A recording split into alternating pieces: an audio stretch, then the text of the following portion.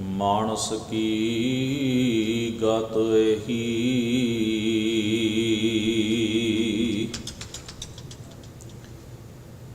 ਜਬ ਲੋ ਨਹੀਂ ਭਾਗ ਲਿਲਾਰ ਉਦੈ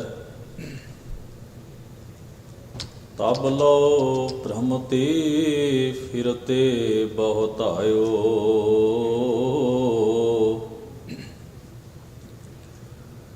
काल घोर समुद्र में बूढ़त थे कबहू मिट है नहीं रे पछुतायो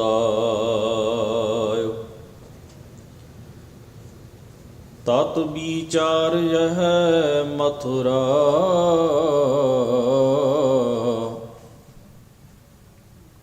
जग तारन को अवतार बनायो जपयो जिन अर्जुन देव गुरु फिर संकट जोन गर्भ ना आयो जपयो जिन अर्जुन देव गुरु फिर संकट जोन गर्भ ना आयो।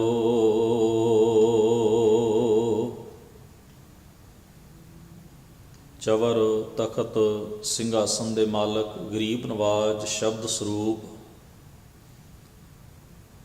ਧੰਨ ਧੰਨ ਗੁਰੂ ਗ੍ਰੰਥ ਸਾਹਿਬ ਮਹਾਰਾਜ ਪਾਤਸ਼ਾਹ ਜੀ ਦੇ ਸਜੇ ਹੋਏ ਪਾਵਨ ਦਰਬਾਰ ਦੀਆਂ ਹਾਜ਼ਰੀਆਂ ਭਰ ਰਹੀ ਗੁਰੂ ਸਵਾਰੀ ਸਾਧ ਸੰਗਤ ਜੀਓ, ਸ਼ਹੀਦਾਂ ਦੇ ਸਿਰ ਤਾਜ ਪੰਚਮ ਪਾਤਸ਼ਾਹ ਗੁਰੂ ਅਰਜਨ ਸਾਹਿਬ ਮਹਾਰਾਜ ਦੀ ਮਹਾਨ ਸ਼ਹਾਦਤ ਨੂੰ ਸਮਰਪਿਤ ਇਹਨਾਂ ਵਿਸ਼ੇਸ਼ ਦੀਵਾਨਾਂ ਵਿੱਚ ਸੱਜ ਕੇ ਆਪ ਜੀ ਬੜੇ ਪਿਆਰ ਇਕਾਗਰਤਾ ਸਹਿਤ ਸਤਿਗੁਰੂ ਦੇ ਮੁਬਾਰਕ ਬਾਣੀ ਦੇ ਪਾਠ ਅਤੇ ਕੀਰਤਨ ਗੁਰੂ ਸਵਾਰਿਆਂ ਪਾਸੋਂ ਸ਼ਰਵਣ ਕਰ ਰਹੇ ਸੀ। ਸੋ ਗੁਰਮਤਿ ਵਿਚਾਰਾਂ ਦੀ ਆਰੰਭਤਾ ਕਰਨ ਤੋਂ ਪਹਿਲਾਂ ਸਤਿਗੁਰਾਂ ਦੀ ਬਖਸ਼ੀ ਹੋਈ ਮੁਬਾਰਕ ਫਤਿਹ ਨਾਲ ਸਾਂਝ ਬਣਾਈਏ। ਆਖੋ ਜੀ ਵਾਹਿਗੁਰੂ ਜੀ ਕਾ ਖਾਲਸਾ ਵਾਹਿਗੁਰੂ ਜੀ ਕੀ ਫਤਿਹ। ਗੁਰੂ ਗ੍ਰੰਥ ਸਾਹਿਬ ਮਹਾਰਾਜ ਦੀ ਪਾਵਨ ਬਾਣੀ ਦਾ ਜੋ ਉਪਦੇਸ਼ ਹੈ, ਇੱਕ ਬੀਜ ਦੀ ਨਿਆਈ ਹੈ। ਸੁਰਤੀ ਦੀ ਧਰਤ ਉੱਤੇ ਜ਼ਮੀਨ ਉੱਤੇ ਇਸ ਬੀਜ ਨੂੰ ਬੀਜਿਆ ਜਾਣਾ ਹੈ ਤੇ ਫਿਰ ਜੋ ਅੰਕੁਰ ਫੁੱਟਣਾ ਹੈ ਇਸ ਸ਼ਬਦ ਦਾ ਸੁਰਤ ਨਾਲ ਮਿਲਾਪ ਹੋ ਕੇ ਜੋ ਪੈਦਾਇਸ਼ ਹੋਣੀ ਹੈ ਉਹ ਹੈ ਸਿੱਖੀ ਜੀਵਨ, ਗੁਰਮਤਿ ਦਾ ਉਹ ਜੀਵਨ, ਗੁਰਮੁਖਤਾਈ ਦਾ ਉਹ ਜੀਵਨ ਜਿਸ ਦੀ ਗੱਲ ਸਤਿਗੁਰੂ ਦੀ ਮੁਬਾਰਕ ਬਾਣੀ ਵਿੱਚ ਕੀਤੀ ਗਈ ਹੈ।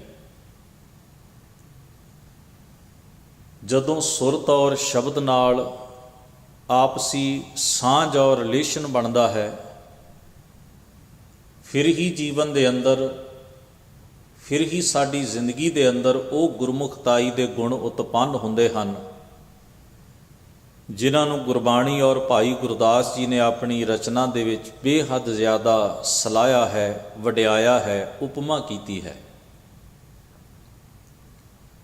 ਧਰਮੀ ਜੀਵਨ ਦੀ ਸ਼ੁਰੂਆਤ, ਆਰੰਭਤਾ ਜਿਹੜੀ ਹੈ ਔਰ ਧਰਮੀ ਜੀਵਨ ਦੀ ਪ੍ਰਫੁੱਲਤਾ ਤੇ ਪ੍ਰਪੱਕਤਾ ਵੀ ਸੁਰਤ ਦੇ ਪੱਧਰ ਉੱਤੇ ਹੀ ਹੁੰਦੀ ਹੈ। ਸਰੀਰ ਦੇ ਪਹਿਰਾਵੇ, ਸਰੀਰ ਦੇ ਬਾਹਰੀ ਕਰਮ ਇਹ ਕੇਵਲ ਪ੍ਰੋਟੋਕਾਲ ਹਨ, ਮਰਿਆਦਾ ਹਨ, ਇੱਕ ਜਥੇਬੰਦਕ ਰਹਿਣੀ ਹੈ ਔਰ ਅੰਦਰ ਦੇ ਗੁਣਾਂ ਦਾ ਇੱਕ ਪ੍ਰਗਟਾਵਾ ਵੀ ਹੈ। ਗੁਰੂ ਅਰਜਨ ਸਾਹਿਬ ਸੱਚੇ ਪਾਤਸ਼ਾਹ ਮਹਾਰਾਜ ਦੀ ਮੁਬਾਰਕ ਹਯਾਤੀ ਨੂੰ, ਸਤਿਗੁਰਾਂ ਦੇ ਮੁਬਾਰਕ ਜੀਵਨ ਨੂੰ ਪੜ੍ਹਦਿਆਂ ਹੋਇਆਂ ਸਤਿਗੁਰੂ ਦੇ ਜੀਵਨ ਵਿੱਚ ਬੜੇ ਅਦੁੱਤੀ ਪੱਖ ਹਨ। ਮਹਾਰਾਜ ਦੇ ਜੀਵਨ ਦਾ ਇੱਕ ਖਿਆਲ ਮੈਂ ਆਪ ਜੀ ਦੇ ਨਾਲ ਸਾਂਝਾ ਕਰਨਾ ਹੈ। ਇੱਕ ਵਿਸ਼ੇਸ਼ ਫਿਰਕਾ ਪੈਦਾ ਹੋਇਆ ਇਸਲਾਮ ਦੇ ਵਿੱਚ। ਸੈਯਦ ਅਹਿਮਦ ਨੇ ਇਹ ਫਿਰਕਾ ਸ਼ੁਰੂ ਕੀਤਾ ਸੀ। ਅਸੀਂ ਉਹਨੂੰ ਸੰਪਰਦਾਇ ਜਾਂ ਫਿਰਕਾ ਆਖ ਦਿੰਦੇ ਹਾਂ, ਉਹ ਸਿਲਸਿਲਾ ਕਹਿੰਦੇ ਹਨ। ਸੈਯਦ ਅਹਿਮਦ ਨੇ ਫਿਰਕਾ ਆਰੰਭ ਕੀਤਾ, ਇਸ ਨੂੰ ਸਖੀ ਸਰਵਰ, ਸੁਲਤਾਨੀਆਂ, ਨਗਾਏ ਵਾਲਾ ਪੀਰ, ਲੱਖ ਦਾਤਾ ਪੀਰ, ਧੌਂਕੜੀਆ ਪੀਰ, ਬੜੇ ਇਸ ਦੇ ਨਾਮ ਨੇ। ਔਰ ਸਾਡੀ ਵੀ ਬਹੁਤਾਤ ਗਿਣਤੀ ਜਿਹੜੀ ਹੈ ਪੰਜਾਬ ਵਿੱਚ ਖਾਸ ਰੂਪ ਵਿੱਚ, ਉਹ ਕਿਸੇ ਨਾ ਕਿਸੇ ਰੂਪ ਵਿੱਚ ਇਹਨਾਂ ਦੀ ਧਾਰਾ ਨਾਲ ਅਜੇ ਵੀ ਜੁੜੀ ਹੋਈ ਹੈ, ਵਹਿਮ ਕਰਕੇ, ਭਰਮਾਂ ਕਰਕੇ, ਅੰਧ ਵਿਸ਼ਵਾਸਾਂ ਕਰਕੇ। ਸੈਯਦ ਅਹਿਮਦ ਦੇ ਫਿਰਕੇ ਨਾਲ ਭਾਵ ਸਖੀ ਸਰਵਰੀਆ ਸੰਪਰਦਾਇ ਸਿਲਸਿਲੇ ਨਾਲ ਸੰਬੰਧ ਰੱਖਣ ਵਾਲੇ ਪੰਜਾਬ ਵਿੱਚ ਗੁਰੂ ਸਾਹਿਬ ਜੀ ਦੇ ਵੇਲੇ ਵੀ ਬਹੁਤਾਤ ਲੋਕ ਸਨ। ਸਭ ਤੋਂ ਪਹਿਲਾਂ ਮਹਾਰਾਜ ਗੁਰੂ ਨਾਨਕ ਸਾਹਿਬ ਸੱਚੇ ਪਾਤਸ਼ਾਹ ਜਿਸ ਵੇਲੇ ਪ੍ਰਚਾਰ ਫੇਰੀਆਂ 'ਤੇ ਗਏ ਅਤੇ ਸਤਿਗੁਰੂ ਡੇਰਾ ਗਾਜ਼ੀ ਖਾਨ ਗਏ, ਉੱਥੇ ਇਹਨਾਂ ਦਾ ਮੂਲ ਸਥਾਨ ਹੈ, ਜਿੱਥੇ ਇਸ ਦੀ ਕਬਰ ਬਣੀ ਹੋਈ ਹੈ, ਇਸ ਦੀ ਪਤਨੀ ਸਹਿਤ।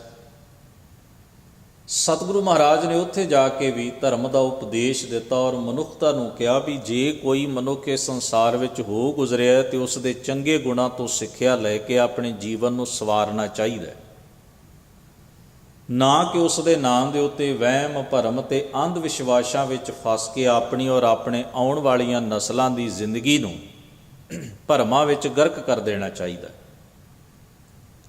ਭਰਮ ਇੱਕ ਬੜੀ ਵੱਡੀ ਉਲਝਣ ਹੈ ਜੋ ਮਨੁੱਖ ਦੇ ਜੀਵਨ ਵਿੱਚ ਸਦਾ ਬਣੀ ਰਹਿੰਦੀ ਹੈ। ਭਰਮ ਹਮੇਸ਼ਾ ਗਿਆਨ ਦੀ ਰੌਸ਼ਨੀ ਕਰਕੇ ਹੀ ਦੂਰ ਕੀਤਾ ਜਾ ਸਕਦਾ ਹੈ,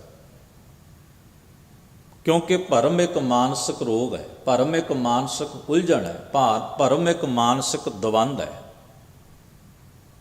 ਸਤਿਗੁਰੂ ਗੁਰੂ ਨਾਨਕ ਮਹਾਰਾਜ ਨੇ ਪ੍ਰਯਾਸ ਯਤਨ ਕੀਤਾ, ਜਿੱਥੇ ਜਿੱਥੇ ਵੀ ਸਤਿਗੁਰੂ ਗਏ ਉਹਨਾਂ ਮਨੁੱਖ ਨੂੰ ਆਪਣੇ ਅੰਤਰ-ਆਤਮੇ ਨੂੰ ਟਟੋਲਣ, ਫਰੋਲਣ, ਪੜਚੋਲਣ ਅਤੇ ਪਰਖਣ ਦੀ ਸਿੱਖਿਆ ਦਿੱਤੀ ਹੈ ਵੀ ਜਿੰਨਾ ਚਿਰ ਮਨੁੱਖ ਆਪਣੇ ਵਜੂਦ ਨੂੰ ਤਲਾਸ਼ਦਾ ਨਹੀਂ, ਉਹਨਾਂ ਚਿਰ ਉਸ ਦੇ ਭਰਮ ਦੂਰ ਨਹੀਂ ਹੋ ਸਕਦੇ।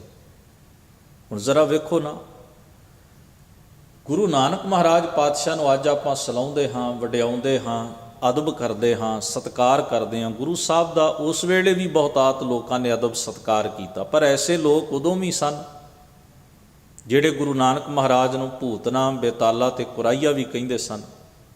ਹੁਣ ਜ਼ਰਾ ਸੋਚ ਕੇ ਵੇਖੋ, ਆਪਾਂ ਨੂੰ ਹੁਣ ਗੁੱਸਾ ਆਏਗਾ ਜੇ ਕੋਈ ਐਸਾ ਸ਼ਬਦ ਵਰਤੇ, ਪਰ ਜ਼ਰਾ ਸੋਚ ਕੇ ਵੇਖੋ ਵੀ ਉਹ ਵੀ ਜਿਉਂਦੇ ਜਾਗਦੇ ਮਨੁੱਖ ਇਸ ਧਰਤੀ 'ਤੇ ਵਿਚਰਨ ਵਾਲੇ ਸਨ ਜਿਹੜੇ ਗੁਰੂ ਨਾਨਕ ਸਾਹਿਬ ਨੂੰ ਭੂਤਨਾਮ, ਬੇਤਾਲਾ ਅਤੇ ਕੁਰਾਈਆ ਕਹਿੰਦੇ ਸਨ। ਭਲਾ ਉਹ ਕਿਉਂ ਕਹਿੰਦੇ ਸਨ? ਕੀ ਗੁਰੂ ਨਾਨਕ ਮਹਾਰਾਜ ਸੱਚੇ ਪਾਤਸ਼ਾਹ ਦੇ ਨੈਣ ਨਕਸ਼, ਸਤਿਗੁਰੂ ਪਾਤਸ਼ਾਹ ਦਾ ਸਰੂਪ, ਚਿਹਰਾ ਉਹਨਾਂ ਨੂੰ ਚੰਗਾ ਨਹੀਂ ਸੀ ਲੱਗਦਾ? ਨਹੀਂ, ਉਹਨਾਂ ਲੋਕਾਂ ਨੂੰ ਆਦਤ ਪੈ ਗਈ ਸੀ ਭਰਮ ਦੇ ਹਨੇਰੇ ਵਿੱਚ ਭਟਕਣ ਦੀ, ਅਗਿਆਨਤਾ ਵਿੱਚ ਜੀਣ ਦੀ। ਜਦੋਂ ਸਤਿਗੁਰੂ ਮਹਾਰਾਜ ਨੇ ਉਹਨਾਂ ਦੇ ਸਾਹਮਣੇ ਆਤਮ ਗਿਆਨ ਦਾ, ਵਿਵੇਕ ਦਾ ਦੀਵਾ ਜਗਾਇਆ, ਰੌਸ਼ਨੀ ਕੀਤੀ, ਤੇ ਉਹਨਾਂ ਨੂੰ ਲੱਗਿਆ ਵੀ ਸਾਡੇ ਨਾਲ ਵਧੀਕੀ ਹੋ ਰਹੀ। ਕਈ ਵਾਰ ਇਸ ਤਰ੍ਹਾਂ ਵੀ ਹੁੰਦਾ, ਤੁਸੀਂ ਵੇਖੋ ਨਾ, ਇੱਕ ਬੱਚਾ ਹੈ, ਬਾਣੀ ਵਿੱਚ ਇੱਕ ਉਦਾਹਰਣ ਹੈ, ਚੰਚਲ ਮਤ ਬਾਰਿਕ ਬਪੁਰੇ ਕੀ ਸਰਪ ਅਗਨ ਕਰ ਮੇਲੇ। ਬੱਚਾ ਬਲਦੀ ਹੋਈ ਅੱਗ ਵਿੱਚ ਹੱਥ ਪਾਉਣਾ ਚਾਹੁੰਦਾ, ਉਹਨੂੰ ਲੱਗਦਾ ਵੀ ਇਹ ਵੀ ਖੇਡਣ ਦੀ ਚੀਜ਼ ਹੈ, ਵੀ ਸੋਹਣੀ ਲੱਗਦੀ ਹੈ ਅੱਖਾਂ ਨਾਲ ਬਲਦੀ ਹੋਈ ਅੱਗ। ਉਹ ਭੱਜ ਕੇ ਉਧਰ ਨੂੰ ਜਾਂਦਾ, ਮਾਂ ਉਸ ਨੂੰ ਚੁੱਕਦੀ ਹੈ। ਜਦੋਂ ਉਹਨੂੰ ਖੇਡਣ ਲਈ ਥੱਲੇ ਕੁੱਛੜੋਂ ਉਤਾਰਦੀ ਹੈ ਤਾਂ ਫਿਰ ਉਹ ਭੱਜ ਕੇ ਉਧਰ ਨੂੰ ਜਾਂਦਾ। ਹਾਰ ਕੇ ਮਾਂ ਕਈ ਵਾਰ ਉਹਨੂੰ ਝਿੜਕਦੀ ਵੀ ਹੈ ਤੇ ਪੋਲੀ ਜਿਹੀ ਚਪੇੜ ਵੀ ਮਾਰ ਦਿੰਦੀ, ਐਸਾ ਵੀ ਹੁੰਦਾ। ਬੱਚਾ ਸੱਪ ਨਾਲ ਖੇਡਣਾ ਚਾਹੁੰਦਾ ਜਾਂ ਐਸੀ ਕੋਈ ਖਤਰਨਾਕ ਚੀਜ਼ ਵਾਲੇ ਪਾਸੇ ਭੱਜ ਕੇ ਜਾਣਾ ਚਾਹੁੰਦਾ। ਹੁਣ ਜਿਸ ਵੇਲੇ ਮਾਂ ਜਾਂ ਘਰ ਦਾ ਕੋਈ ਸਿਆਣਾ ਉਸ ਨੂੰ ਰੋਕਦਾ ਹੈ ਕਿ ਅੱਗ ਵਿੱਚ ਹੱਥ ਨਾ ਪਾ, ਤਾਂ ਬੱਚਾ ਕਈ ਵਾਰ ਜ਼ਮੀਨ 'ਤੇ ਲਿਟ ਜਾਂਦਾ ਹੈ, ਆਪਣਾ ਰੋਸ ਜ਼ਾਹਰ ਕਰਦਾ, ਆਪਣਾ ਗੁੱਸਾ ਜ਼ਾਹਰ। ਉਹਨੂੰ ਲੱਗਦਾ ਹੈ ਕਿ ਮੇਰੇ ਨਾਲ ਧੱਕਾ ਕੀਤਾ ਜਾ ਰਿਹਾ, ਉਹਨੂੰ ਲੱਗਦਾ ਮੇਰੇ ਨਾਲ ਵਧੀਕੀ ਹੋ ਰਹੀ ਹੈ, ਵੀ ਮੈਂ ਖੇਡਣਾ ਚਾਹੁੰਦਾ, ਮੈਂ ਇਹਨਾਂ ਨੂੰ ਤਾਂ ਕੁਝ ਕਹਿ ਨਹੀਂ ਰਿਹਾ, ਇਹਨਾਂ ਦਾ ਕੋਈ ਨੁਕਸਾਨ ਨਹੀਂ ਕਰ ਰਿਹਾ। ਹੁਣ ਉਹਦੇ ਮਨ ਵਿੱਚ ਇਹ ਹੈ ਵੀ ਮੈਨੂੰ ਖੇਡਣ ਕਿਉਂ ਨਹੀਂ ਦਿੱਤਾ ਜਾ ਰਿਹਾ, ਪਰ ਅਗਲੇ ਅੰਜਾਮ ਦਾ ਉਹਨੂੰ ਪਤਾ ਨਹੀਂ, ਕਿਉਂਕਿ ਅਲਪਮਤ ਹੈ, ਥੋੜ੍ਹੀ ਬੁੱਧੀ ਹੈ। ਅੰਜਾਮ ਦਾ ਉਸ ਨੂੰ ਪਤਾ ਨਹੀਂ ਵੀ ਇਹ ਜੇ ਮੈਂ ਅੱਗ 'ਚ ਹੱਥ ਪਾਇਆ ਤਾਂ ਕੀ ਹੋਏਗਾ। ਉਹਨੂੰ ਜੋ ਅੱਖੀਂ ਦਿਸਦਾ, ਜੋ ਮਨ ਚਾਹੁੰਦਾ ਹੈ, ਅੱਖੀਂ ਵੇਖ ਕੇ ਉਹਦੇ 'ਤੇ ਯਕੀਨ ਕਰਕੇ ਉਹ ਕਰਮ ਕਰਨ ਲੱਗਣਾ, ਉਹ ਚਾਹੁੰਦਾ ਵੀ ਮੈਂ ਖੇਡਾਂ। ਪਰ ਮਾਂ ਜਾਣਦੀ ਹੈ ਵੀ ਜੇ ਅੱਗ ਵਿੱਚ ਹੱਥ ਪਾ ਲਿਆ ਇਸਨੇ, ਹੱਥ ਸੜ ਜਾਏਗਾ, ਅਪਾਹਜ ਹੋ ਜਾਏਗਾ ਸਾਰੀ ਜ਼ਿੰਦਗੀ, ਫਿਰ ਇਸ ਨੂੰ ਤਕਲੀਫ ਝੱਲਣੀ ਪਏਗੀ। ਉਸ ਵੇਲੇ ਬੱਚੇ ਦੇ ਅੰਦਰ ਜਿਹੜੀ ਭਾਵਨਾ ਹੈ ਉਹ ਨਫ਼ਰਤ ਵਾਲੀ, ਗੁੱਸੇ ਵਾਲੀ, ਰੋਸ ਵਾਲੀ, ਉਹ ਇਹ ਸਟੈਂਡ ਲੈ ਕੇ ਖੜਾ ਹੈ, ਉਹ ਇਹ ਸੋਚਦਾ ਹੈ ਵੀ ਮਾਂ ਮੈਨੂੰ ਜਾਣ ਕੇ ਖੇਡਣ ਨਹੀਂ ਦੇਣਾ ਚਾਹੁੰਦੀ। ਉਹ ਫਿਰ ਰੋਸ ਜ਼ਾਹਰ ਕਰਦਿਆਂ ਲਿਟਦਾ ਹੈ, ਰੋਂਦਾ ਹੈ, ਚੀਕਾਂ ਮਾਰਦਾ ਹੈ, ਝੰਗਾੜਾ ਮਾਰਦਾ। ਫਿਰ ਉਹਨੂੰ ਸਿਆਣਾ ਚੁੱਕ ਕੇ ਆਸੇ ਪਾਸੇ ਲੈ ਕੇ ਵਰਾਉਂਦਾ ਹੈ ਕਿ ਉਹਨੂੰ ਹੁਣ ਸਮਝਾਇਆ ਵੀ ਨਹੀਂ ਜਾ ਸਕਦਾ। ਐਸੀ ਸਥਿਤੀ ਵੀ ਹੁੰਦੀ ਹੈ ਕਈ ਵਾਰ। ਕਿ ਸਤਿਗੁਰੂ ਮਹਾਰਾਜ ਨੇ ਕਿਹਾ ਸਾਡੇ ਮਨ ਦੀ ਵੀ ਤਾਂ ਐਸੀ ਦਸ਼ਾ ਹੀ ਹੁੰਦੀ ਹੈ ਨਾ। ਸਾਡਾ ਮਨ ਅਗਿਆਨਤਾ ਵਿੱਚ ਹੈ, ਜਿੰਨਾ ਚਿਰ ਚੰਚਲ ਹੈ ਮਤ ਸਾਡੀ, ਅਸੀਂ ਵੀ ਉਹਨਾਂ ਚੀਜ਼ਾਂ ਨਾਲ ਸਾਂਝ ਬਣਾਉਣਾ ਚਾਹੁੰਦੇ ਜਿਹੜੀਆਂ ਸਾਡੇ ਜੀਵਨ ਨੂੰ ਤਕਲੀਫ ਤੇ ਦੁੱਖ ਦੇਣ। ਸਾਨੂੰ ਨਹੀਂ ਪਤਾ, ਸਾਨੂੰ ਚੰਗੀਆਂ ਲੱਗਦੀਆਂ ਨੇ, ਪਰ ਗੁਰੂ ਪਾਤਸ਼ਾਹ ਜਿਸ ਵੇਲੇ ਆਖਦੇ ਨਹੀਂ ਨਾ ਕਰ ਇਸ ਤਰ੍ਹਾਂ, ਤੇ ਸਾਨੂੰ ਲੱਗਦਾ ਗੁਰੂ ਸਾਹਿਬ ਸਾਨੂੰ ਖੇਡਣ ਨਹੀਂ ਦੇਣਾ ਚਾਹੁੰਦੇ। ਮਹਾਨ ਸਤਿਪੁਰਖਾਂ ਨਾਲ ਅਸੀਂ ਸੰਸਾਰ ਦੇ ਲੋਕ ਹੀ ਵੇਖੋ, ਕੋਈ ਦੂਸਰੇ ਗ੍ਰਹਿ ਤੋਂ ਉਤਰ ਕੇ, ਕੋਈ ਆਕਾਸ਼ ਵਿੱਚੋਂ ਉਤਰ ਕੇ, ਕੋਈ ਵੱਖਰੇ ਸੰਸਾਰ ਦੇ ਬੰਦੇ ਨਹੀਂ ਸਨ। ਉਹ ਕਿਸੇ ਵੱਖਰੀ ਦੁਨੀਆ ਦੇ, ਜਿਨ੍ਹਾਂ ਨੇ ਗੁਰੂ ਨਾਨਕ ਨੂੰ ਭੂਤਨਾ ਬੇਤਾਲਾ ਕਿਹਾ, ਇਸ ਦੁਨੀਆ ਦੇ ਹੀ ਬੰਦੇ ਸਨ, ਸਾਡੇ ਵਰਗੇ ਹੀ ਸਮਾਜ 'ਚ ਰਹਿਣ ਵਾਲੇ। ਉਹ ਕੋਈ ਹੋਰ ਨਹੀਂ ਸਨ, ਹੱਡ ਮਾਸ ਦੇ ਸਾਡੇ ਵਰਗੇ ਹੀ ਬੰਦੇ ਸਨ, ਅੱਜ ਵਰਗੇ ਹੀ ਲੋਕ ਸਨ, ਜਿਨ੍ਹਾਂ ਗੁਰੂ ਅਰਜਨ ਸਾਹਿਬ ਸੱਚੇ ਪਾਤਸ਼ਾਹ ਜੀ ਦੀ ਜ਼ਿੰਦਗੀ ਵਿੱਚ ਵੀ ਬੜੀਆਂ ਤਕਲੀਫਾਂ ਉਹਨਾਂ ਦੇ ਜੀਵਨ ਦੇ ਰਾਹ ਵਿੱਚ ਪੈਦਾ ਕੀਤੀਆਂ, ਤੇ ਮਹਾਰਾਜ ਦੀ ਸ਼ਹਾਦਤ ਲਈ ਯਤਨ ਕੀਤੇ। ਤੇ ਗੁਰੂ ਸਾਹਿਬ ਜੀ ਦੀ ਸ਼ਹਾਦਤ ਤੋਂ ਬਾਅਦ ਹੋ ਸਕਦਾ ਖੁਸ਼ ਵੀ ਹੋਏ ਹੋਣ।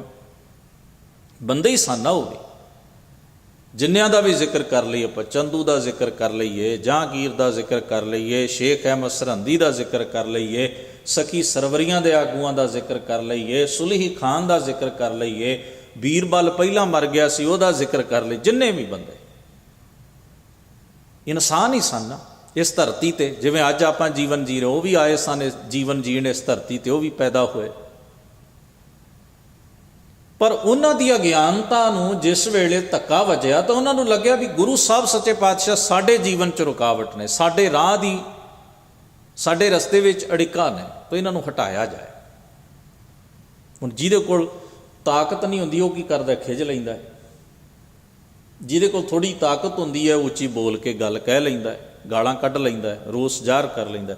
ਜਿਹਦੇ ਕੋਲ ਇਦੋਂ ਜ਼ਿਆਦਾ ਤਾਕਤ ਹੁੰਦੀ ਹੈ ਉਹ ਫਿਰ ਆਪਣਾ ਹਰਬਾ ਵਰਤ ਕੇ, ਹੀਲਾ ਵਰਤ ਕੇ ਕੋਈ ਵੱਡਾ ਕਾਰਾ ਕਰਦਾ। ਤੇ ਜਿਹਦੇ ਕੋਲ ਮਾਰਨ ਦੀ ਤਾਕਤ ਹੋਵੇ ਉਹ ਘੱਟ ਨਹੀਂ ਕਰਦਾ। ਬਿਮਾਰੀ ਸਾਡੇ ਸਾਰਿਆਂ 'ਚ ਹੀ ਇਹ ਹੁੰਦੀ ਹੈ, ਪਰ ਸਾਡੇ ਕੋਲ ਤਾਕਤ ਨਹੀਂ ਹੁੰਦੀ। ਜ਼ਰਾ ਸੋਚ ਕੇ ਵੇਖਿਓ। ਮੈਂ ਕਈ ਵਾਰ ਵਿਚਾਰਦਾ, ਭਲਾ ਜੇ ਸਾਡੇ ਕੋਲ ਜਹਾਂਗੀਰ ਵਰਗੀ ਤਾਕਤ ਹੋਵੇ, ਅਸੀਂ ਕਿਸੇ ਬੰਦੇ ਨੂੰ ਟਿਕਣ ਦੇਈਏ? ਹੈ ਨਹੀਂ। ਜੇ ਹੋਵੇ ਤਾਂ ਜ਼ਰਾ ਸੋਚੋ। ਮੈਂ ਕਈ ਵਾਰ ਵਿਚਾਰਦਾ, ਅੱਜ ਮੇਰੇ ਆਲੇ ਦੁਆਲੇ 5 ਬੰਦੇ ਨੇ, ਉਹ 5 ਹੀ ਮੇਰੇ ਤੋਂ ਦੁਖੀ ਨੇ। ਜੇ ਭਲਾ ਮੇਰੇ ਆਲੇ ਦੁਆਲੇ 5000 ਦੀ ਭੀੜ ਹੋ ਜਾਏ ਤੇ ਉਹ ਕਿਵੇਂ ਸੁਖੀ ਹੋ ਜਾਣਗੇ? ਤੇ ਜੇ 50,000 ਦੀ ਕਮਾਂਡ ਮੇਰੇ ਹੱਥ 'ਚ ਹੋਵੇ ਤੇ ਉਹਨਾਂ ਦਾ ਕੀ ਬਣੇਗਾ? ਤੇ ਜੇ 5 ਲੱਖ ਦੀ ਜਾਂ 5 ਕਰੋੜ ਜਾਂ 5 ਅਰਬ ਦੀ ਹੋਵੇ ਤੇ ਫਿਰ ਕੀ ਹੋਵੇਗਾ? ਜਿਉਂ-ਜਿਉਂ ਮੇਰੀ ਤਾਕਤ ਵੱਧਦੀ ਜਾਏਗੀ ਨਾ, ਮੇਰੀ ਬੁਰਾਈ ਵੀ ਵੱਧਦੀ ਜਾਏਗੀ, ਕਿਉਂਕਿ ਬਿਮਾਰੀ ਮੇਰੇ ਅੰਦਰ ਹੈ। ਆਮ ਤੌਰ 'ਤੇ ਅਸੀਂ ਕੀ ਕਹਿੰਦੇ ਹਾਂ? ਦੇਖੋ ਜੀ, ਸਾਡੇ ਮੁਲਕ ਵਿੱਚ ਖਾਸ ਤੌਰ 'ਤੇ, ਔਰ ਅੱਜ ਕੱਲ੍ਹ ਤਾਂ ਸਾਰੀਆਂ ਜਗ੍ਹਾ 'ਤੇ ਇਹ ਮੁਸ਼ਕਲ ਹੈ, ਅਸੀਂ ਕਹਿੰਦੇ ਜੀ ਇਹ ਲੀਡਰ ਜਿਹੜਾ ਨਾ ਚੰਗਾ ਨਹੀਂ, ਇਹ ਕੌਮ ਘਾਤੀ ਹੈ, ਇਹਨੂੰ ਥੱਲੇ ਲਾਓ। ਠੀਕ ਹੈ ਜੀ, ਜ਼ੋਰ ਜ਼ਾਰ ਪਾ ਕੇ ਉਮਰ ਲੱਗ ਜਾਂਦੀ ਹੈ ਕਈਆਂ ਦੀ, ਕੁੱਟ ਖਾਂਦੇ ਨੇ, ਜੇਲ੍ਹਾਂ 'ਚ ਜਾਂਦੇ ਨੇ, ਸਜ਼ਾਵਾਂ ਭੋਗਦੇ ਨੇ, ਕੁਰਕੀਆਂ ਕਰਾਉਂਦੇ ਨੇ, ਅਖੀਰ ਨੂੰ ਉਹ ਸੱਤਾ ਬਦਲ ਜਾਂਦੀ। ਜਿਹੜਾ ਲੀਡਰ ਚੰਗਾ ਨਹੀਂ ਸੀ, ਬੜਾ ਜ਼ੋਰ ਲਾ ਕੇ ਲੋਕਾਂ ਨੇ ਉਸ ਨੂੰ ਥੱਲੇ ਲਾਇਆ ਪਦਵੀ ਤੋਂ, ਉਹਦੀ ਜਗ੍ਹਾ ਨਵਾਂ ਲਿਆਂਦਾ। 4 ਸਾਲੀ ਉਹਦੇ ਤੋਂ ਵੀ ਮਨ ਖੱਟਾ ਹੋ ਗਿਆ, ਕਹਿਣ ਲੱਗੇ ਇਹ ਤਾਂ ਉਹਦਾ ਵੀ ਬਾਪ ਹੈ, ਇਹ ਤਾਂ ਉਹਦਾ ਵੀ ਸਿਰ ਹੈ, ਇਹ ਤਾਂ ਬੜੀ ਵੱਡੀ ਗਲਤੀ ਹੋ ਗਈ। ਹੁਣ ਕਿ ਬੰਦਾ ਸੋਚਦਾ ਹੈ ਵੀ ਇੰਨੀ ਵਾਰ ਹੀ ਯਤਨ ਕੀਤਾ, ਕਹਾਣੀ ਉੱਥੇ ਦੀ ਉੱਥੇ ਹੀ ਖੜੀ ਰਹਿੰਦੀ ਹੈ ਵੀ ਚਿਹਰੇ ਬਦਲ ਲਈਦੇ ਨੇ, ਗੱਲ ਨਹੀਂ ਬਦਲਦੀ। ਚਿਹਰੇ ਬਦਲ ਜਾਂਦੇ ਨੇ ਪਰ ਜਿਹੜਾ ਸਿਸਟਮ ਹੈ ਉਹ ਉਸੇ ਤਰ੍ਹਾਂ ਹੀ ਚੱਲਦਾ ਰਹਿੰਦਾ। ਪਹਿਲਾ ਬੰਦਾ ਵੀ ਉਹ ਕੁਝ ਕਰਦਾ ਸੀ, ਨਵਾਂ ਵੀ ਉਹ ਕੁਝ। ਦਰਅਸਲ ਗੱਲ ਕੀ ਸੀ ਵੀ ਉਹ ਹੈ ਹੀ ਇਹੋ ਜਿਹਾ ਸੀ, ਉਹਦੇ ਕੋਲ ਪਾਵਰ ਨਹੀਂ ਸੀ ਤੇ ਉਹ ਵਿਚਾਰਾ ਚੁੱਪ ਜਿਹਾ ਕਰਕੇ ਆਪਣਾ ਪਰਦਾ ਢੱਕੀ ਬੈਠਾ ਸੀ ਸਾਡੇ ਵਾਂਗ। ਜਦੋਂ ਉਹਨੂੰ ਤਾਕਤ ਮਿਲ ਗਈ ਤੇ ਉਹਨੇ ਆਪਣਾ ਰੰਗ ਵਿਖਾਉਣਾ ਸ਼ੁਰੂ ਕਰ ਲਿਆ। ਉਦੋਂ ਇਹ ਨਹੀਂ ਅਸੀਂ ਵੇਖਿਆ ਵੀ ਹੁਣ ਜਿੱਥੇ ਜੀ ਰਿਹਾ ਉੱਥੇ ਭਲਾ ਕਿਹੋ ਜਿਹਾ। ਬਸ ਇਹ ਵਡਿਆਈ ਹੈ ਗੁਰੂ ਨਾਨਕ ਦੇ ਘਰ ਦੀ ਨਾ। ਜਿਸ ਵੇਲੇ ਤੁਸੀਂ ਵੇਖੋ ਮਹਾਰਾਜ ਗੁਰੂ ਨਾਨਕ ਸਾਹਿਬ ਨੇ ਭਾਈ ਲਹਿਣੇ ਨੂੰ ਕਿਵੇਂ ਚੁਣਿਆ, ਐਵੇਂ ਥੋੜ੍ਹਾ ਚੁਣ ਲਿਆ ਵੀ ਇਹਨੇ 7 ਸਾਲ ਹੋ ਗਏ ਨੇ ਚਲੋ ਇਹਨੂੰ ਚੁਣ, ਇਸ ਤਰ੍ਹਾਂ ਨਹੀਂ ਹੋਇਆ। ਭਾਈ ਸੱਤਾ ਬਲਵੰਡ ਜੀ ਨੇ ਇਹਦੀ ਗਵਾਹੀ ਦਿੱਤੀ ਹੈ। ਉਹ ਆਪਣੀ ਵਾਰ ਵਿੱਚ ਲਿਖਦੇ ਨੇ, ਗੁਰੂ ਨਾਨਕ ਸਾਹਿਬ ਸੱਚੇ ਪਾਤਸ਼ਾਹ ਨੇ ਐਵਡ ਪਿੰਡ ਠਿਣਕਿਓਨ, ਇਹਦਾ ਮਤਲਬ ਹੁੰਦਾ ਜਿਵੇਂ ਆਪਾਂ ਕਹਿੰਦੇ ਨਾ ਭਾਂਡਾ ਟਣਕਾ ਕੇ ਵੇਖਣਾ ਅੰਦਰੋਂ ਤੇ ਬਾਹਰੋਂ। ਆਪਾਂ ਮਿੱਟੀ ਦੇ ਭਾਂਡੇ ਪਾਣੀ ਪਾ ਕੇ ਰੱਖਦੇ, ਜਾਂ ਘਰ ਵਿੱਚ ਦੁੱਧ ਆਦਿਕ ਲਈ ਮਿੱਟੀ ਦੇ ਭਾਂਡੇ ਖਰੀਦੇ ਜਾਂਦੇ ਸਨ ਆਪਣੇ ਪੰਜਾਬ ਵਿੱਚ। ਤੇ ਜਿਸ ਵੇਲੇ ਭਾਂਡਾ ਲੈ ਕੇ ਆਉਣਾ ਹੁੰਦਾ ਸੀ ਤੇ ਉੱਥੇ ਭਾਂਡੇ ਨੂੰ ਅੰਦਰੋਂ ਬਾਹਰੋਂ ਦੋਵਾਂ ਪਾਸਿਆਂ ਤੋਂ ਹੀ ਵੇਖਿਆ ਜਾਂਦਾ ਸੀ। ਹੁਣ ਬਾਹਰੋਂ ਤਾਂ ਹਰ ਕੋਈ ਵੇਖ ਲਏਗਾ ਵੀ ਭਾਂਡਾ ਸੋਹਣਾ ਹੈ, ਆਕਾਰ ਦਾ ਵਧੀਆ ਹੈ, ਉੱਤੇ ਵੇਲ ਬੂਟੀਆਂ ਪਈਆਂ ਨੇ, ਇਸ ਤਰ੍ਹਾਂ ਹੀ ਹੁੰਦਾ ਸੀ ਨਾ, ਸਜਾ ਕੇ ਰੱਖੇ ਹੁੰਦੇ ਸਨ ਮਿੱਟੀ ਦੇ ਭਾਂਡੇ। ਤੇ ਜਿਹੜੇ ਬੰਦੇ ਨੂੰ ਖਰੀਦਦਾਰੀ ਦਾ ਗਿਆਨ ਨਹੀਂ, ਉਹ ਬਾਹਰੋਂ ਵੇਖ ਕੇ ਵੀ ਬੜਾ ਸੋਹਣਾ ਲੱਗਦਾ ਚੁੱਕ ਲਿਆਉਂਦਾ ਸੀ। ਤੇ ਉਹ ਇਹ ਨਹੀਂ ਸੀ ਵੇਂਦਾ ਵੀ ਕਈ ਵਾਰ ਇਹਦੇ 'ਚ ਤਰੇੜ ਵੀ ਹੋ ਸਕਦੀ ਹੈ, ਵੀ ਉਹ ਬਾਹਰੋਂ ਤਾਂ ਢੱਕੀ ਜਾਂਦੀ, ਅੰਦਰੋਂ ਤਾਂ ਰਹਿਣੀ ਹੈ ਨਾ, ਫਿਰ ਕਈ ਵਾਰ ਮੋੜਨਾ ਪੈਂਦਾ ਸੀ। ਤੇ ਸਿਆਣਾ ਮਨੁੱਖ ਜਿਹੜਾ ਉਹ ਭਾਂਡਾ ਖਰੀਦਦਾ ਸੀ, ਉਹ ਅੰਦਰੋਂ ਵੀ ਧਿਆਨ ਨਾਲ ਵੇਂਦਾ, ਹੱਥ ਮਾਰ ਕੇ ਵੇਖਦਾ, ਬਾਹਰੋਂ ਵੀ ਤੱਕਦਾ, ਚਾਰ ਚੁਫੇਰਿਓਂ ਉਹਨੂੰ ਤੱਕ ਕੇ ਫਿਰ ਉਹਨੂੰ ਪੂਰੀ ਪਰਖ ਪੜਚੋਲ ਕਰਕੇ ਲੈ ਕੇ ਖਰੀਦ ਕੇ ਲੈ ਕੇ ਆਉਂਦਾ। ਹੁਣ ਜ਼ਰਾ ਧਿਆਨ ਦਿਓ, ਮਨੁੱਖ ਨੂੰ ਬਾਹਰੋਂ ਤਾਂ ਹਰ ਕੋਈ ਵੇਖ ਸਕਦਾ ਹੈ, ਅੰਦਰੋਂ ਤਾਂ ਉਹੀ ਵੇਖੇਗਾ ਜਿਹਦੇ ਕੋਲ ਨਜ਼ਰ ਹੈ। ਕਿਸੇ ਮਨੁੱਖ ਨੂੰ ਪੜਚੋਲੇਗਾ ਤਾਂ ਉਹੀ ਜਿਹਦੇ ਕੋਲ ਸੂਖਮ ਦ੍ਰਿਸ਼ਟ ਹੈ, ਭਾਵ ਜਿਹਦੇ ਕੋਲ ਵਿਵੇਕ ਬੁੱਧ ਹੈ। ਉਹ ਮਨੁੱਖ ਨੂੰ ਸਰੀਰ ਤੋਂ ਅੱਗੇ ਜਾ ਕੇ ਪਰਖੇਗਾ, ਉਹਦੇ ਕਰਮ ਕਰਕੇ, ਉਹਦੀ ਨੇਚਰ ਕਰਕੇ, ਉਹਦੇ ਵਿਹਾਰ ਕਰਕੇ, ਉਹਦੇ ਅੰਤਰ ਆਤਮੇ ਨੂੰ ਟਟੋਲੇਗਾ ਵੀ ਇਹ ਕਿੱਥੇ ਖੜਾ ਹੈ। ਅਸੀਂ ਸਾਰੇ ਲੋਕ ਸਰੀਰ ਦਾ ਹੀ ਵਿਖਾਵਾ ਕਰਦੇ ਹਾਂ, ਬਾਹਰੋਂ ਹੀ ਵਿਖਾਵੇ ਕਰਦੇ ਹਾਂ, ਤੇ ਵਿਖਾਵੇ ਵੇਖ ਕੇ ਹੀ ਪ੍ਰਭਾਵਿਤ ਹੁੰਦੇ। ਅਸੀਂ ਸਾਰੇ ਇੱਕੇ ਰੋਗ ਤੋਂ ਪੀੜਤ ਹਾਂ। ਪਰ ਜਿਨ੍ਹਾਂ ਦੇ ਕੋਲ ਵਿਵੇਕ ਹੈ, ਉੱਚੀ ਸੁਰਤ ਹੈ, ਉਹ ਕੇਵਲ ਇਹਨਾਂ ਚੀਜ਼ਾਂ ਨੂੰ ਨਹੀਂ ਵੇਖਦੇ, ਉਹ ਮਨੁੱਖ ਦੇ ਅੰਦਰ ਉਤਰ ਜਾਂਦੇ ਨੇ। ਗੁਰੂ ਨਾਨਕ ਮਹਾਰਾਜ ਪਾਤਸ਼ਾਹ ਨੇ ਭਾਈ ਲਹਿਣੇ ਨੂੰ ਇਸ ਕਰਕੇ ਚੁਣਿਆ।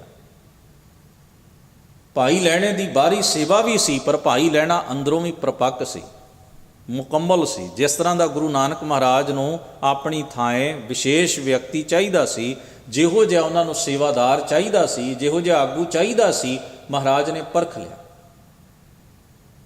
ਤੇ ਗੁਰੂ ਰਾਮਦਾਸ ਮਹਾਰਾਜ ਨੇ ਜਿਸ ਵੇਲੇ ਪਰਖਿਆ, ਪਹਿਲੇ ਗੁਰੂ ਸਾਹਿਬਾਨ ਦੀ ਚੱਲਦੀ ਹੋਈ ਇਸ ਪ੍ਰਕਿਰਿਆ ਵਿੱਚ ਬਾਬਾ ਅਰਜਨ ਸਾਹਿਬ ਨੂੰ ਵੀ ਇਵੇਂ ਹੀ ਪਰਖਿਆ ਉਹਨਾਂ ਨੇ ਆਪਣੀ ਜਗ੍ਹਾ 'ਤੇ।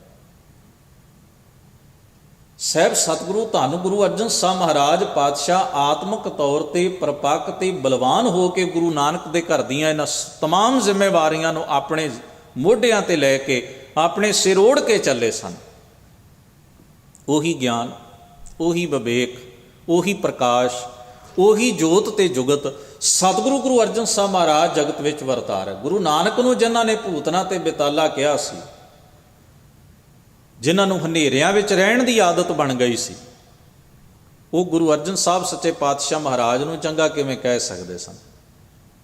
ਹਨੇਰੇ 'ਚ ਰਹਿਣ ਦੇ ਆਦੀ ਉਦੋਂ ਲੋਕ ਵੀ ਸਨ, ਗੁਰੂ ਅਰਜਨ ਸਾਹਿਬ ਦੇ ਵੇਲੇ ਵੀ ਸਨ। ਉਹਨਾਂ ਦਾ ਜ਼ੋਰ ਜਰਾ ਵਧੇਰੇ ਪਿਆ ਤੇ ਉਹਨਾਂ ਨੇ ਤਵੀਆਂ ਤਪਾ ਲਈਆਂ, ਉਬਲਦੀ ਦੇਗ ਬਾਲ ਲਈ। ਮਹਾਰਾਜ ਧੰਨ ਗੁਰੂ ਅਰਜਨ ਸਾਹਿਬ ਸੱਚੇ ਪਾਤਸ਼ਾਹ ਨੂੰ ਘੋਰ ਘਣੇ ਤਸੀਹੇ ਦੇ ਕੇ ਉਹਨਾਂ ਦੇ ਸਰੀਰ 'ਤੇ ਜ਼ੁਲਮ ਕਰਕੇ ਉਹਨਾਂ ਨੂੰ ਸ਼ਹੀਦ ਕੀਤਾ। ਪਰ ਉਹ ਗੱਲ ਸਮਝਣ ਵਾਲੀ ਹੈ ਵੀ ਸਤਿਗੁਰੂ ਦਾ ਕਿਸੇ ਨਾਲ ਵੈਰ ਨਹੀਂ, ਵਿਰੋਧ ਨਹੀਂ, ਨਾ ਸਤਿਗੁਰੂ ਮਹਾਰਾਜ ਪਾਤਸ਼ਾਹ ਜੀ ਕਿਸੇ ਦੇ ਜੀਵਨ 'ਚ ਦਖਲ। ਮਹਾਰਾਜ ਨੇ ਤਾਂ ਚਾਨਣ ਕੀਤਾ, ਪ੍ਰਕਾਸ਼ ਕੀਤਾ। ਹੁਣ ਉਹ ਚਾਨਣ ਕਿਸੇ ਨੂੰ ਨਹੀਂ ਸੁਖਾਇਆ ਤੇ ਉਹਦੀ ਮੁਸ਼ਕਲ ਸੀ। ਗੁਰੂ ਅਰਜਨ ਸਾਹਿਬ ਸੱਚੇ ਪਾਤਸ਼ਾਹ ਨੇ ਕਿਸੇ ਵੈਰ ਵਿਰੋਧ ਕਰਕੇ ਚਾਨਣ ਨਹੀਂ ਸੀ ਕੀਤਾ। ਹੁਣ ਤੁਸੀਂ ਵੇਖੋ, ਅਸੀਂ ਕਈ ਵਾਰ ਬਿਮਾਰ ਹੋਈਏ ਨਾ, ਤੇ ਸਾਨੂੰ ਜਿਹੜੀ ਮੈਂ ਅੱਗੇ ਵੀ ਉਦਾਹਰਣ ਦਿੱਤੀ ਸੀ, ਮੈਡੀਸਨ ਦਵਾਈ ਜਿਹੜੀ ਆ ਉਹ ਕਈ ਵਾਰ ਕਸੈੜੀ ਹੁੰਦੀ, ਖਾਣੀ ਬੜੀ ਔਖੀ ਹੈ, ਤੇ ਕਈ ਨਹੀਂ ਵੀ ਖਾਂਦੇ। ਐਸੇ ਵੀ ਲੋਕ ਨੇ ਲੁਕਾ ਲੈਂਦੇ ਨੇ ਘਰਦਿਆਂ ਤੋਂ ਵੀ ਖਾਣੀ ਨਾ ਪਵੇ। ਹੁਣ ਉਹਨਾਂ ਨੂੰ ਲੱਗਦਾ ਵੀ ਘਰ ਦੇ ਸਾਨੂੰ ਕੰਪੈਲ ਕਰਦੇ, ਮਜਬੂਰ ਕਰਦੇ ਨੇ ਖਾਣ ਲਈ, ਤੇ ਉਹ ਕਈ ਵਾਰ ਲੁਕੋ ਲੈਂਦੇ ਨੇ ਵੀ ਨਾ ਖਾਣੀ ਪਵੇ, ਵੀ ਚੰਗੀ ਨਹੀਂ ਲੱਗਦੀ। ਇਸ ਤਰ੍ਹਾਂ ਵੀ ਹੈ, ਕਈ ਵਾਰ ਬੰਦਾ ਸਰੀਰ ਕਰਕੇ ਵੱਡਾ ਹੋ ਜਾਂਦਾ, ਆਦਤ ਕਰਕੇ ਬੱਚਾ ਹੀ ਰਹਿੰਦਾ। ਜਿਵੇਂ ਬੱਚੇ ਲੁਕੋ ਲੈਂਦੇ ਸਨ, ਉਹਨਾਂ ਨੂੰ ਹੁਣ ਪਤਾ ਨਹੀਂ ਸੀ ਵੀ ਇਹ ਸਾਡੇ ਫਾਇਦੇ ਲਈ ਹੈ। ਕਈ ਵਾਰ ਵੱਡੀ ਉਮਰ ਦੇ ਵੀ ਐਵੇਂ ਕਰਦੇ ਨੇ ਵੀ ਉਹਨਾਂ ਨੂੰ ਜਿਹੜੇ ਪਰਹੇਜ਼ ਦੱਸੇ ਨੇ, ਉਹਨਾਂ ਨੇ ਘਰਦਿਆਂ ਤੋਂ ਚੋਰੀ ਇੱਧਰ ਉੱਧਰ ਵਲ ਪਾ ਕੇ ਉਹ ਚੀਜ਼ ਖਾ ਹੀ ਲੈਣੀ ਹੁੰਦੀ ਹੈ। ਉਹਨਾਂ ਨੂੰ ਲੱਗਦਾ ਵੀ ਘਰ ਦੇ ਜਿਹੜੇ ਨੇ ਇਹ ਮੇਰੇ ਰਾਹ 'ਚ ਰੁਕਾਵਟ ਨੇ, ਮੈਨੂੰ ਚੰਗੀ ਤਰ੍ਹਾਂ ਨਾ ਖਾਣ ਦਿੰਦੇ ਨੇ, ਨਾ ਕੁਝ ਇਸ ਤਰ੍ਹਾਂ ਦੀ ਚੀਜ਼ ਵਰਤਣ ਦਿੰਦੇ ਨੇ, ਪਰ ਉਹ ਇਹ ਨਹੀਂ ਵੇਖਦਾ ਵੀ ਇਹ ਤਾਂ ਮੇਰੇ ਨੁਕਸਾਨ ਵਾਸਤੇ ਹੀ ਘਰ ਦੇ ਮੈਨੂੰ ਕਹਿੰਦੇ ਨੇ ਨਾ। ਉਹ ਹੁਣ ਜਿਹੜੀ ਮਜਬੂਰੀ ਹੈ, ਤੁਸੀਂ ਵੇਖੋ ਬੰਦਾ ਸਮਝਦਾ ਵੀ ਮੈਂ ਮਜਬੂਰ ਹਾਂ ਬਹੁਤ, ਇਹ ਆਲਾ ਦੁਆਲਾ ਮੈਨੂੰ ਖਰਾਬ ਕਰਦਾ, ਮੇਰਾ ਪਰਿਵਾਰ ਖਰਾਬ ਕਰਦਾ। ਤੇ ਗਰੀਬ ਨਵਾਜ਼ ਸੱਚੇ ਪਾਤਸ਼ਾਹ ਦੀ ਬਾਣੀ ਨੂੰ ਪੜ੍ਹੀਏ, ਅਸੀਂ ਉੱਥੇ ਵੀ ਤੇ ਹੀ ਵਿਹਾਰ ਕਰਦੇ ਹਾਂ ਨਾ ਵੀ ਗੁਰੂ ਮਹਾਰਾਜ ਸੱਚੇ ਪਾਤਸ਼ਾਹ ਜਿੱਥੇ ਵੀ ਕਹਿੰਦੇ ਹੋਣਗੇ ਭਾਈ ਆਹ ਕਰਮ ਜਿਹੜਾ ਹੈ, ਆਹ ਚੀਜ਼ ਦਾ ਪਰਹੇਜ਼ ਰੱਖ। ਤੇ ਹੁਣ ਜਿਨ੍ਹਾਂ ਨੂੰ ਸਾਡੇ ਵਰਗਿਆਂ ਨੂੰ ਆਦਤ ਨਹੀਂ ਮੰਦੇ ਕਰਮਾਂ ਤੋਂ ਪਰਹੇਜ਼ ਰੱਖਣ ਦੀ, ਉਹ ਕਹਿੰਦੇ ਨੇ ਵੀ ਮਹਾਰਾਜ ਤੁਸੀਂ ਕੌਣ ਹੁੰਦੇ ਹੋ ਸਾਡੀ ਜ਼ਿੰਦਗੀ ਦਖਲ ਦੇਣ ਵਾਲੇ। ਅਸੀਂ ਕ੍ਰੋਧੀ ਹੋਈਏ, ਕਾਮੀ ਹੋਈਏ, ਲੋਭੀ ਹੋਈਏ, ਹੰਕਾਰੀ ਹੋਈਏ, ਈਰਖਾਲੂ ਹੋਈਏ, ਮੋਚ ਗਰਸੇ ਹੋਈਏ, ਜ਼ਿੰਦਗੀ ਨਰਕ ਬਣਾ ਲਈ, ਤੁਹਾਨੂੰ ਕੀ? ਸਾਡੀ ਪਰਸਨਲ ਲਾਈਫ ਹੈ। ਅਸੀਂ ਆਪਣੇ ਪਾਪ ਢੱਕਣ ਵਾਸਤੇ ਵੀ ਕਈ ਵਾਰ, ਜਾਂ ਆਪਣੀਆਂ ਕਮੀਆਂ ਢੱਕਣ ਵਾਸਤੇ ਵੀ ਕਈ ਵਾਰ ਕਹਿੰਦੇ ਮੇਰੀ ਪਰਸਨਲ ਲਾਈਫ। ਪਰਸਨਲ ਲਾਈਫ ਉਦੋਂ ਤੱਕ ਹੈ ਜਦੋਂ ਤੱਕ ਤੁਹਾਡੇ ਜੀਵਨ ਦਾ ਕਿਸੇ ਦੂਜੇ ਤੇ ਪ੍ਰਭਾਵ ਨਾ ਪੈਂਦਾ ਹੋਵੇ। ਅਸੀਂ ਕੋਈ ਇਕੱਲੇ ਦੁਨੀਆ 'ਚ ਨਹੀਂ ਰਹਿ ਰਹੇ, ਅਸੀਂ ਇੱਕ ਪਰਿਵਾਰ 'ਚ ਰਹਿ ਰਹੇ ਹਾਂ, ਅਸੀਂ ਇੱਕ ਸਮਾਜ, ਇੱਕ ਸੁਸਾਇਟੀ ਵਿੱਚ ਰਹਿ ਰਹੇ ਹਾਂ। ਇੱਥੇ ਹਰ ਮਨੁੱਖ ਦੇ ਕਰਮ ਦਾ ਦੂਜੇ ਦੇ ਉੱਤੇ ਬਰਾਬਰ ਪ੍ਰਭਾਵ ਪੈਂਦਾ ਹੈ। ਮੈਂ ਉੱਚੀ ਬੋਲਾਂਗਾ, ਕਿਸੇ ਦੇ ਕੰਨ 'ਚ ਆਵਾਜ਼ ਪਏਗੀ, ਉਹ ਡਿਸਟਰਬ ਹੋ ਸਕਦਾ ਹੈ। ਮੇਰੇ ਹੱਸਣ ਦਾ, ਮੇਰੇ ਰੋਣ ਦਾ, ਮੇਰੇ ਚੰਗੇ ਕੰਮ ਦਾ, ਮੇਰੇ ਮਾੜੇ ਕਰਮ ਦਾ ਦੂਜਿਆਂ ਦੇ ਉੱਤੇ ਬਰਾਬਰ ਫਰਕ ਪੈਂਦਾ ਸਾਰਿਆਂ ਨੂੰ। ਅਸੀਂ ਕੋਈ ਪਰਸਨਲ ਲਾਈਫ ਉਹਨਾਂ ਚਿਰ ਕਹੀ ਜਾ ਸਕਦੀ ਹੈ ਜਿੰਨਾ ਚਿਰ ਕਿਸੇ ਦੂਜੇ ਤੇ ਸਾਡੇ ਕਰਮ ਦਾ ਪ੍ਰਭਾਵ ਨਾ ਪਵੇ। ਪਰ ਉਹ ਕਦੋਂ ਨਹੀਂ ਪਵੇਗਾ? ਜੇ ਅਸੀਂ ਆਪ ਚੰਗੇ ਬਣ ਕੇ ਜੀਵਨ ਵਿੱਚ ਵਿਚਰਾਂਗੇ ਤਾਂ। ਜੇ ਮੇਰਾ ਮਨ ਲੋਭ ਵਿੱਚ ਗਰਸਿਆ ਤੇ ਮੈਂ ਉਹਨੂੰ ਕਿਵੇਂ ਰੋਕਾਂਗਾ? ਜਦੋਂ ਵਕਤ ਆਇਆ ਆਪਣੇ ਲੋਭ ਨੂੰ ਕਿਵੇਂ ਠੱਲਾਂਗਾ, ਕਿਵੇਂ ਰੋਕਾਂਗਾ? ਉਦੋਂ ਮੈਂ ਕਿਸੇ ਨਾ ਕਿਸੇ ਨਾਲ ਧੱਕਾ ਕਰਾਂਗਾ ਹੀ। ਤਾਂ ਮੈਨੂੰ ਸੈਲਫ ਕੰਟਰੋਲ ਸਿੱਖਣਾ ਪਏਗਾ ਜੀਵਨ ਵਿੱਚ। ਸੰਜਮ, ਜਿਹਨੂੰ ਗੁਰਬਾਣੀ ਨੇ ਕਿਹਾ ਸੰਜਮ ਕਮਾਉਣਾ। ਆਪਾਂ ਪੜ੍ਹਦੇ ਹਾਂ ਨਾ, ਜਪ ਤਪ ਸੰਜਮ ਧਰਮ ਨਾ ਕਮਾਇਆ। ਸੰਜਮ ਕੀ ਹੈ? Self control. ਆਪਣੇ ਆਪ ਨੂੰ ਇੱਕ ਮਰਿਆਦਾ 'ਚ ਬੰਨ੍ਹ ਕੇ ਰੱਖਣਾ, ਆਪਣੇ ਆਪ ਨੂੰ ਸੀਮਤ ਰੱਖਣਾ, ਇੱਕ ਦਾਇਰੇ 'ਚ ਰੱਖਣਾ। ਗਰੀਬ ਨਵਾਜ਼ ਗੁਰੂ ਅਰਜਨ ਸਾਹਿਬ ਸੱਚੇ ਪਾਤਸ਼ਾਹ ਇਹ ਪ੍ਰਕਾਸ਼, ਇਹ ਚਾਨਣ ਸੰਸਾਰ ਨੂੰ ਦੇ ਰਹੇ ਨੇ। ਔਰ ਜਿਨ੍ਹਾਂ ਨੂੰ ਅੰਧਕਾਰ ਵਿੱਚ, ਹਨੇਰੇ ਵਿੱਚ ਜੀਣ ਦੀ ਆਦਤ ਤੇ ਲੱਤ ਹੈ, ਉਹ ਸਾਹਿਬ ਸਤਿਗੁਰੂ ਸੱਚੇ ਪਾਤਸ਼ਾਹ ਮਹਾਰਾਜ ਦੀ ਵਿਰੋਧਤਾ ਵੀ ਕਰਦੇ। ਉਹਨਾਂ 'ਚ ਕਈ ਕਿਸਮ ਦੇ ਲੋਕ ਨੇ। ਬਾਣੀ ਦਾ ਇੱਕ ਵਾਕ ਆਉਂਦਾ ਹੈ, ਮਹਾਰਾਜ ਆਖਦੇ ਨੇ ਵੀ ਜਿਹੜੇ ਕੂੜਿਆਰ ਹਨ ਉਹਨਾਂ ਨੂੰ ਸਤਿਗੁਰੂ ਦੀ ਸੋਭਤ ਚੰਗੀ ਨਹੀਂ ਲੱਗਦੀ। ਕੂੜਿਆਰ ਕੂੜਿਆਰੀ ਜਾਏ ਰੜੇ। ਉਹ ਫਿਰ ਆਪਣੇ ਜਿਹੇ ਜੀਵਾਂ ਵਿੱਚ ਹੀ ਜਾ ਕੇ ਖੁਸ਼ ਤੇ ਪ੍ਰਸੰਨ ਹੁੰਦੇ ਨੇ।